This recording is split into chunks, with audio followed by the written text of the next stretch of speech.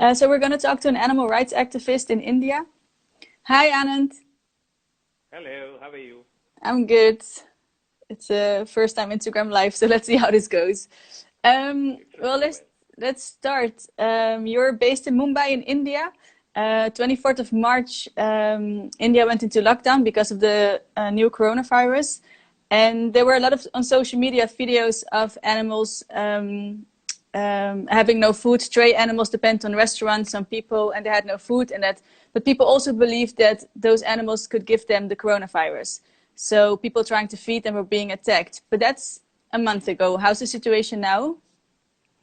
Oh, it's been a traumatic 3 weeks of educating people, creating awareness, letting people know what is real, what is truth, what is a myth, what is false news. Fortunately, things have moved fast. People have quickly learned a lot. We still have a struggle educating one half of the country, but largely there has been awareness. There is acceptance of the fact that the pets don't carry the virus, so we are having fewer instances of people panicking or abandoning their pets or calling up NGOs and asking them to take away their dogs and so on and so forth. So that's sort of stabilized largely, right? Yeah, that's Uh, good. we, we've also been able to make considerable movement in the space of feeding the street animals. So that's been considerably moving forward. It's picking up momentum. We're having more feeders coming in, more people contributing. So I think we are ready for a longer lockdown now, if that's the way life will go. And because the government has also announced that people should take care of stray animals more.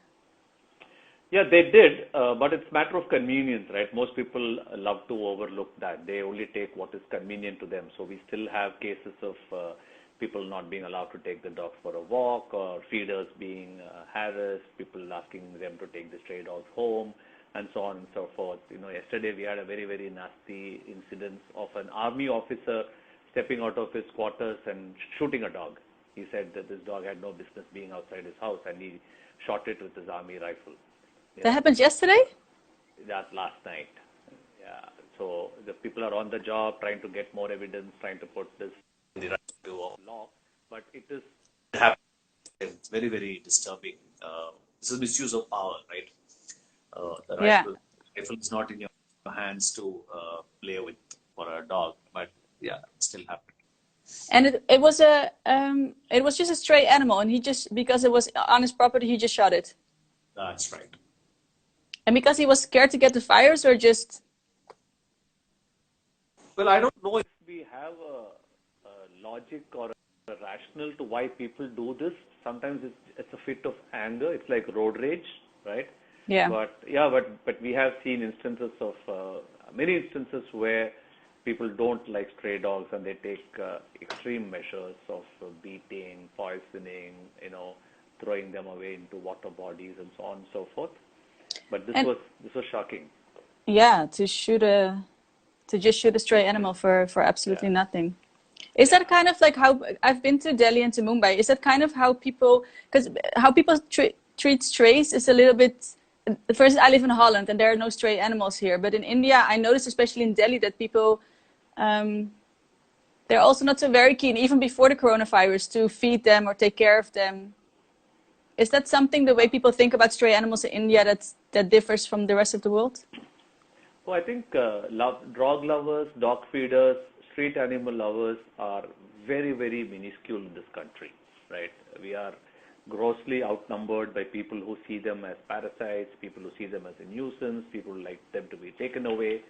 So feeders, animal caregivers have always faced an uphill task of trying to, have always faced an uphill task of keeping these people at bay. And it's just that in some ways it's good that most people are indoors so they don't know what's happening outside. But Yeah. uh, but the really really bad dog haters looking at it from balconies and terraces, etc., looking down, are getting extremely nasty, especially because they think that people who go out and feed the dogs actually coming back with the virus or coming back with a more potential threat to life and so on. So it's a very selfish fear, Yeah. and that the dog is starving and there is somebody actually stepping out fearlessly to take care of the dogs is not something that they see. I mean, that's what we would like them to see. I mean, we all take big risks When we get out, we buy dog food from stores. We go to places. In fact, if you look at some of the deserted streets and you find these ladies going alone to feed, it's quite a disturbing scene, right? So it calls Yeah. for a lot of courage, and they're driven by the passion for the dog rather than the fear of their own safety. So Yeah. most people don't respect it. They would rather have them stay indoors and the dog starve than appreciate or endorse the effort that these people put in. That's very unfortunate, but yeah. And what have you done since you went to the lockdown? Because you collected a lot of food first. Oh yeah, so a lot of things happened. One second, there's somebody who wants more attention today. I think he knows you're talking about dogs. Oh, About come on, dogs. behave yourself. Sorry for those of you watching. One of my dogs is sitting here and complaining that I'm not paying attention. Um, what have we done? We've done a lot of things, right? And primarily is we started mobilizing food, right? And that was because of two reasons. One is stocks were running out because trucks were stuck between states and they were not moving into the stores. So we were running short of food in the stores. And there were people who feed regularly were running into trouble because they were suddenly seeing dog numbers going up. And that's because the scavenging dogs that could feed on restaurant leftovers and garbage and cafeterias and all of that suddenly found food missing, right? Yeah. So they started converging where feeders were there, and people feeding 30, 40 dogs were suddenly seeing 100 dogs, 75 dogs, and so the numbers were going up, and they were finding it difficult from a monetary perspective to sustain. I mean, Yeah. I'm sure all of those feeders who found a sudden spurt that day would have gone around, fed all the dogs, but it's not sustainable because most of them don't have a job now. Most of them are daily earners. Yeah. So we had to make food available for them to continue doing what they should be doing.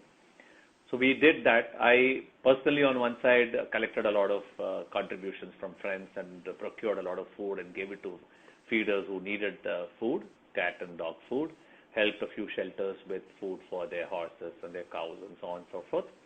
I also worked with an organization called YODA, which is Youth Organization in Defense of Animals. They did a massive exercise of procuring close to 50,000 kilos of food, and had to be distributed over a very, very large area, which is almost the entire city of Mumbai and the adjoining satellite towns. So we went on a massive tour, delivering to close to about 300 odd feeders over 5 days. And what are stories you hear back from dog feeders, like who are actually on the street? They said they see more animals. Yeah, that's what is frightening them, because they think these numbers will keep swelling every day. They've not seen it rise and stay at a particular level. They've been seeing it continuously go up, and it doesn't seem to be going down. And the only way it can go down is for more feeders to come in and separate the packs. Right now, they're all coming together. And the problem also is when the packs get together and you suddenly see 50, 60 dogs coming to a certain single point, others get agitated. They think they're going to get out and there's going to be 100 dogs always there. They don't realize the dogs will eat and go back to their respective territories, right? Creating a different kind of, so dogs are crossing over from territory to territory because they want food. So dog fights are breaking out. So I mean, very complex situation there. I'm suddenly seeing a spurt in puppies, so breeding is going rampantly. We have a very bad record. So all of that, everything is falling in place in the wrong side. I know, but then how is this going to evolve? If the lockdown is going to continue, you're going to see more dogs, more puppies. We are going to. And when the lockdown ends, what is then how do you see like the stray animals? Because some of them also got used to the feeders, I think, by then. Yeah, so I think the longer the lockdown, the more they're going to be used to being pampered with packaged food landing at their doorstep in a nice cleaned bowl, and they're going to wait for this lady to come and serve their food. So at some point in time, suddenly they're not going to hear the bell that says dinner is served. Right? They'll have to look for the food themselves. And I think the ones that are about between 6 months to 8 months now will find it very difficult to adapt to finding food on their own, right? Yeah. So for their sake, I hope the lockdown gets lifted soon and the food is back where they are, which is garbage cans in the world, right? I mean, at least I know, I've been doing a lot of research on that. I know that we've been wasting close to 35% of the food that we buy or order is actually wasted. And for a country that has a lot of stray dogs, that's a good sign. Right? That's a welcome wastage in a way, right? But it's not a sustainable plan. And you also told me that there's pigeons that are desperate for food also. We've been noticing a spike in the number of birds that have been dropping dead. Uh, we tried analyzing it to see if it was dehydration because the summer heat has gone up suddenly. We are now seeing about 38 degrees centigrade Celsius is the temperature. So the summer heat has stepped in very rapidly. But it doesn't look like dehydration. It just looks like more pigeons are falling dead simply because they are starving. And that's because there is not enough people movement. There is not enough grains being strewn around. The pigeon feeders have disappeared. In India, you have this concept of where people go to buy their groceries and they normally have pigeon feed available. So when Oh. people need to take back change, most of them take back change in the form of this pigeon feed and they just scatter them on the road. Now all that has disappeared, and the bird feed by itself in the market is the grains have disappeared because grains have not been moving around. People have taken priority for rice and wheat and all of that. So there has been a roller coaster in many ways. And so we're trying to find solutions for all of them. We're encouraging people to throw out even cooked rice is good at this point in time. So don't waste, scatter them around. And And these, pigeons are do you? not a very favorite bird. No, not even in Holland. People, Yeah. yeah, they net their balconies, they net their windows. I'm probably one of the few houses in this locality that says, come, come, come, be at home. But most people net their houses, so they don't Yeah. get that privilege either. No, I think pigeons worldwide are not. I asked the question if I could feed pigeons in Rotterdam, where I live, but I got a lot of backlash on Twitter for asking that. So it's like pigeons all over, not really welcome. And things like water. Do dogs like? I mean, I know you bring food all over, but how do they get their water? Because that's also really important. So, yeah, so India has always been a very tropical climate country, right? So there's always been a problem of water for street animals, including grazing cows and donkeys and horses, depending on which city you are in. So we've always been encouraging a water bowl idea. People like me, a lot of us, we put out close to about 25, 30 new water bowls every summer. This year I put out about 35 water bowls, and we go to a shop, we leave it out there, we know where the dogs are, and I encourage them to be the water fillers, etc. So we still do it. Are we doing it adequately? No, we are not. We could have a lot more of it, but we are also in a place where there are a lot of restrictions on movement.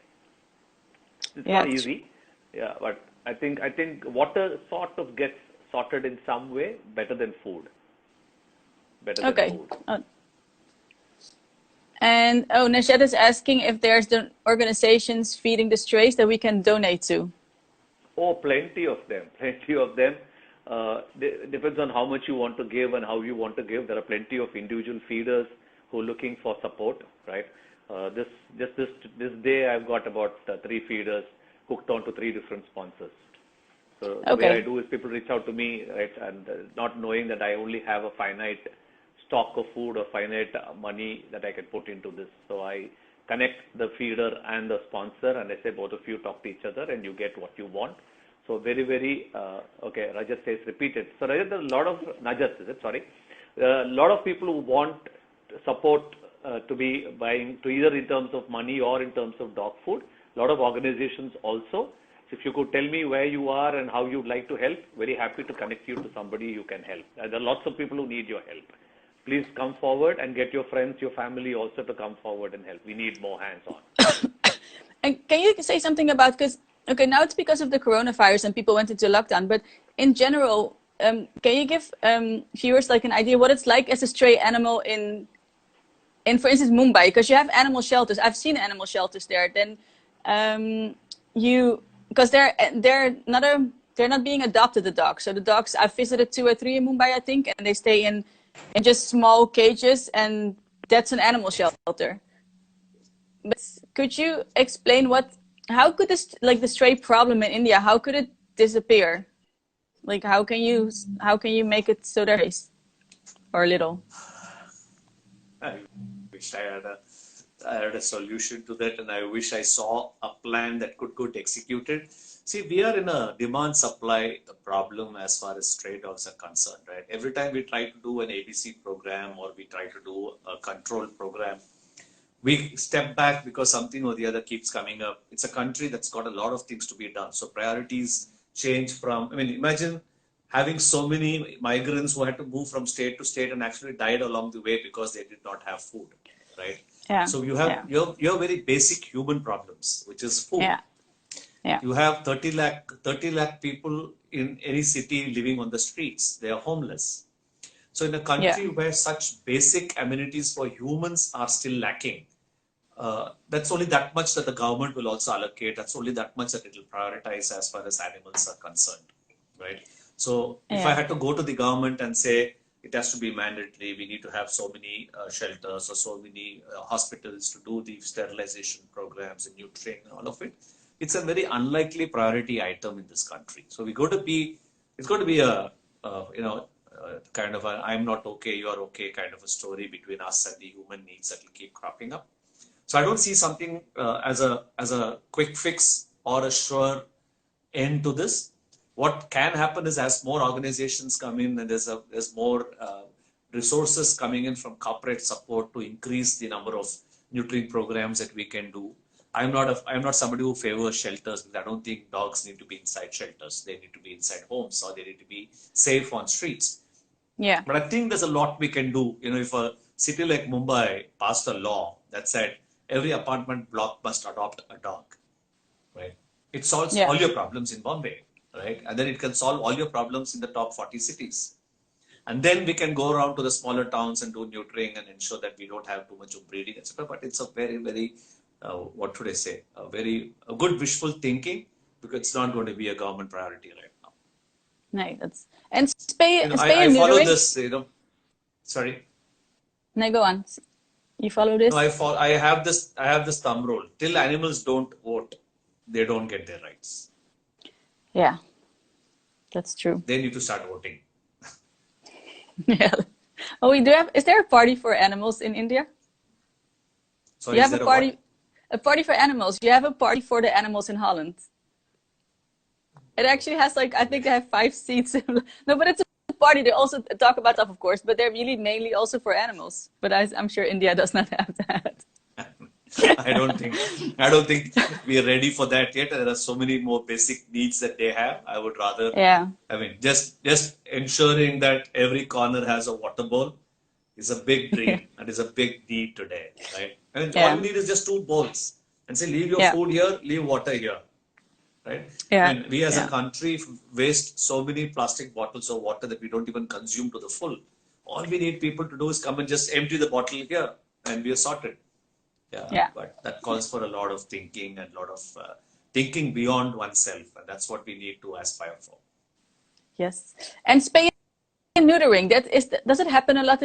So spaying and neutering stray animals, or it's again the demand supply problem, right? Because we are as a country we are far in excess of number of organizations and number of people who could do this, right?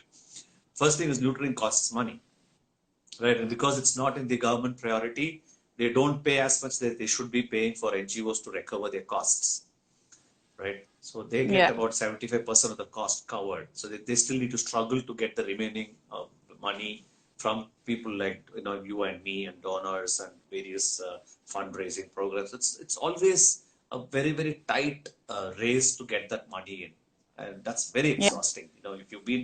If you're part of an organization, you know how exhausting it is just to mobilize the funds you need to run what they should be doing, right? And then comes the problems of a distemper case or dogs dying, and then it becomes a very messy affair, and then there are 5 people waiting to pounce on the organization, and then everything goes downhill, 2 people shut down. But we are in a complex state. Now, when the heat goes up, we'll have a disease breakout. We'll have gastroenteritis coming up. We'll have parvo. We'll have distemper. So you've got to manage so many factors in before you can start looking at all of these. And we are an ill-equipped country. I mean, we are ill-equipped for human healthcare. Forget animal healthcare. Yeah. That's true, because I was in Delhi, I think in September, and when I asked people, because I saw a lot of stray animals, and then people say there are so many poor people already, how can you start thinking about the animals? And so it's you can't really have, it's a difficult discussion to have also, because it's understandable. Do you see a change though since the coronavirus happened? Like, do you see some kind of change in people? That is it like a little bit of a change, like caring more for animals, or it's the same, or it's no? No, no. But Okay. the hope is that there will be more awareness. In fact, one of the things that a lot of vegans like me have been propagating on social media the last 3 weeks is telling people, have you now understood the pain of isolation? Have you now understood the pain of being confined? Do you know what it means to stay locked in?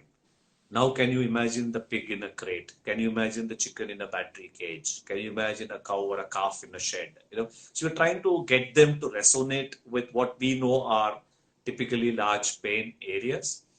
But Yeah. I don't think we are at a state where that great change in people's mindset has arrived. I think they're still thinking this is something that will pass over. It's like a heavy rainy spell, saying 4 days of rain, flooding, and then it will pass Yeah. over. So people are still being very casual about it. And everything will go back to normal. Normal, yeah. Back to my steaks and back to my milkshakes. And just let me just go back because there were a few more questions. Yeah. Oh, Mustafa asked if you've seen the news about the coronavirus has been found on cats in the United States. Let's hope that news doesn't arrive in India, actually, because then people. When the dog in Hong Kong was diagnosed and eventually died of there were rumors going around that they could be potential carriers, but I don't think there is so much of belief in that yet. We had a lot of celebrities, we had a lot of government supporters coming out and saying, no, don't do this, they're not carriers and you should not worry about it. So I'm And hoping that better sense will prevail and people will not spread rumors or believe that they could be potential carriers. But the fact is, cats and dogs are anyway with you, right? They carry what yeah. viruses you carry on their bodies. You aren't at any extra risk simply because of that. Yeah, and I think it's not even I think so far it's proven that a cat can get it, but it cannot give it to a human. So basically, it's the other way around. Like cats should be scared of humans. Like humans can give it to cats, not to dogs. I thought dogs can't have it, but humans can give it to cats, but not the other way around. And Anthony wanted to just a general question: what does daily life look like in India during the pandemic? Like during this time, what does it look like? Okay, what does daily life look like? Unfortunately, I have a life that is very different from the average Indian. My days are really packed these days, so I'm having a hectic time out there. If there's one thing that I would love right now is a nice long, extra supporting massage because I've been driving around so much for the last week. But most of people who are working, who are in secure jobs, are of course running their office from home. In fact, I just finished a business call with somebody, and he's saying we don't seem to know the difference between Saturday and Sunday, morning and night. We're just working as and when work comes in. Yeah. So I think most people are busy, and the ones who are struggling the most are the ones with kids and keeping kids confined inside homes for 25. I can imagine, right?